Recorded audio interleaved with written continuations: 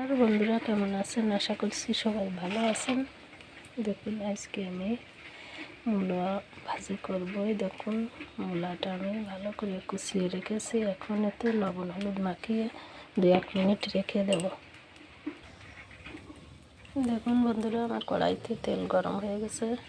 এখন আমি লবণ হলুদ মাখানো মূলাটা ঢেলে দেব।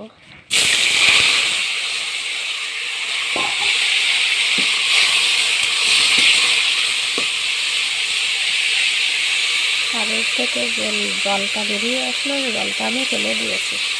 আর এইভাবে মূলা ভাজলে খুব সুস্বাদু লাগে। অনেকে মূলা থেকে পায় না গন্ধের জন্য।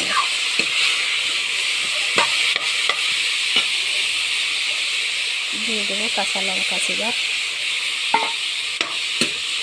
একটু ঢাকা দিয়ে দেবো। দেখুন আমার মূলাটা কত নরম হয়ে আসছে। এই দেখুন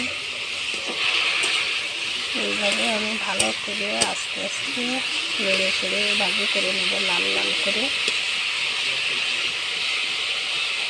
আর এখন তো শীত এসে গেছে, শীত মানে নানা রকম সবজি খাওয়া।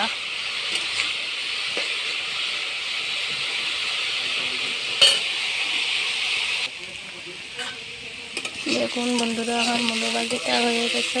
দেখুন কত সুন্দর কালার, খেতেও খুব সুস্বাদু লাগবে। আপনারা এইভাবে মূলা ভাজি করে খেয়ে দেখবেন, কত সুন্দর টেস্টি লাগে।